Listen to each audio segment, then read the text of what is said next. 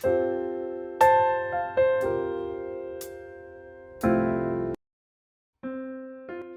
selamat pagi, saudara yang dikasihi Tuhan Yesus. Saya menyapa bagi saudara semua yang ada di Indonesia dari Sabang sampai Merauke, baik yang di kota maupun yang di desa. Dan saudara yang ada di Malaysia, di Sabah, di Sarawak, di Kuala Lumpur. Senang kembali menjumpai saudara semua pagi hari ini. Saya percaya kita tetap berada di dalam kasih dan penyertaan Tuhan kita, Yesus Kristus. Selamat datang kembali di Pokok Anggur bersama saya Yosia Krispianto. Mari saudara, sebelum kita bersama-sama merenungkan firman Tuhan, mari kita berdoa. Bapa di surga, Bapa di dalam nama Tuhan Yesus, terima kasih buat penyertaan Tuhan, buat perlindungan Tuhan panjang malam di dalam istirahat kami. Dan pagi hari ini ya Tuhan, kami boleh bangun dengan kekuatan yang baru, dengan sukacita yang baru daripada Tuhan. Tuhan, sebelum kami beraktivitas, pada hari ini kami rindu untuk merenungkan firman-Mu. Mari terangi hati kami ya Tuhan, ajar kami Roh Kudus untuk kami dapat mengerti dan memahami segala kehendak Tuhan bagi kami. Terima kasih Tuhan. Ini doa kami hanya di dalam nama Tuhan Yesus. Kami berdoa. Amin. Baik saudara, kita akan membaca bersama dalam Mazmur 62 ayat yang kedua. Hanya dekat Allah saja aku tenang, daripadanya lah keselamatanku. Puji Tuhan. Saudara, di dalam hidup ini ada begitu banyak hal yang membuat kita tidak nyaman dan tidak tenang. Saat kita kehilangan pekerjaan, akan membuat frustasi yang begitu berat. Belum mendapat pekerjaan, walau sudah melamar, juga menimbulkan kekhawatiran. Anak tidak mendapat nilai bagus dan tidak dapat mengikuti pelajaran dengan baik, dapat membuat hati orang tua gundah gulana. Belum lagi jikalau kita mendengar berita-berita yang menghebohkan di televisi, di surat kabar, ataupun di media sosial lain, yang seringkali membuat kecemasan yang begitu berat. Rasanya, perasaan tidak tenang dan galau akan sangat mudah memasuki pikiran dan hati kita jika ada hal-hal yang terjadi yang tidak seturut apa yang kita kehendaki dan hal tersebut merugikan dan membebani kita. Daud berkata di dalam Mazmur 62 ayat 1 sampai yang kedua bahwa hanya dekat Allah saja aku tenang, daripadanya lah keselamatanku. Hanya dialah gunung batuku dan keselamatanku, kota bentengku, aku tidak akan goyah. Puji Tuhan. Saudara, dari ayat tersebut jelas sekali bahwa Daud menemukan sumber ketenangan sejati di dalam Allah. Daud tidak berkata bahwa aku bisa tenang kalau hartaku banyak. Daud juga tidak menyebut bahwa aku tenang karena aku adalah penguasa nomor 1 di kerajaan Israel. Daud tampaknya benar-benar tahu bahwa ketika seseorang dekat dengan Allah, dia pasti akan mendapat ketenangan jiwa. Karena justru dia menemukan keselamatan di dalam Allah. Daud menaruh dirinya dan merasa tenang hanya ketika dia benar-benar dekat dan intim dengan Tuhan. Daud merasa bahwa dia jauh dari Tuhan, dia akan merasa tidak nyaman. Daud merasa bahwa jauh dari Allah adalah sesuatu yang bisa berdampak buruk dalam hidupnya dan dapat membuat dia kehilangan damai yang sejati. Saudara, jika kita saat ini mengalami ketidaktenangan dalam jiwa dan kegundahan dalam hati, serta keresahan dalam pikiran, mungkin saja kita belum menemukan sumber ketenangan yang sejati. Mungkin saja kita menaruh percaya pada hal-hal yang berada di luar apa yang Tuhan inginkan.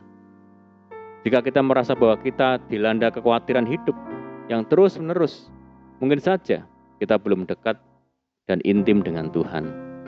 Saudara, lalu di mana kita akan menemukan ketenangan di dalam hidup ini? Banyak orang berpikir bahwa hidup tenang hanya akan mereka rasakan saat memiliki segalanya, yaitu hal-hal yang sifatnya materi. Fakta membuktikan, banyak orang kaya yang hidupnya tidak tenang, selalu khawatir dengan hartanya, khawatir dengan bisnisnya, dan lain-lain sebagainya.